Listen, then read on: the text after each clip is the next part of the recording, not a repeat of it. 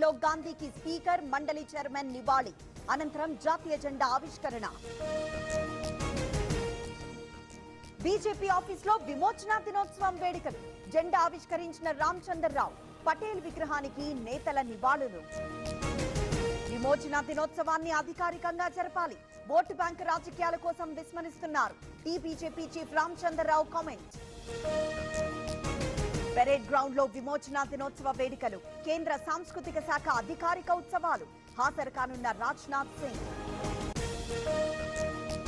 రేపటి నుంచి AP assembly సమావేశాలు. వారం పాటు సభ నిర్వహించే అవకాశం. పలు బిల్లులను ప్రవేశపెట్టనున్న ప్రభుత్వం.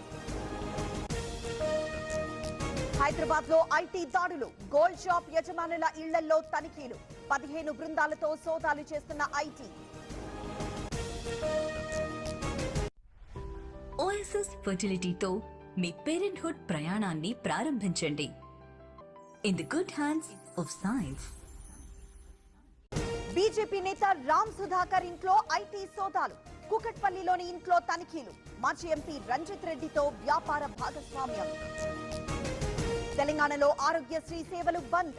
అర్ధరాత్రి నుంచి నిలిచిపోయిన సర్వీసులు. బకాయిలు చెల్లించాలని నెట్వర్క్ ఆసుపత్రుల డిమాండ్. ఏపీలో నెట్వర్క్ ఆసుపత్రుల్లో కొనసాగుతున్న సమ్మె. 3 రోజులుగా నిలిచిపోయిన ఓపీడీ సేవలు. 2000 కోట్ల బకాయిలు చెల్లించాలని డిమాండ్. జగన్ రావాలని చంద్రబాబు కూడా కోరుతున్నారు.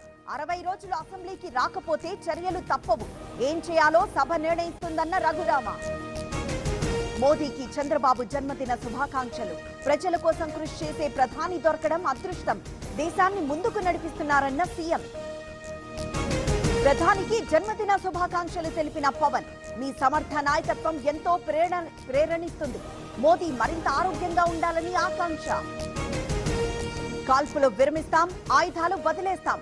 మావోయిస్టుల సంచలన లేఖ. కేంద్ర హోంమంత్రికి పంపిన మావోయిస్టు పార్టీ.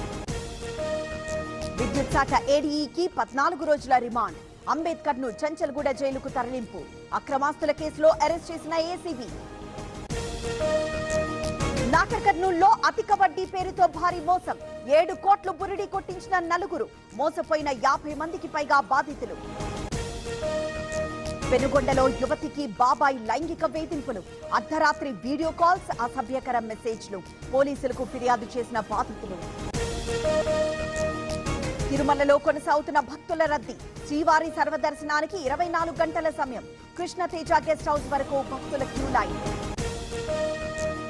పాడేరులో దట్టంగా పొగమంచు. పాల సముద్రాన్ని తలపిస్తోన్న మేఘాల కొండ.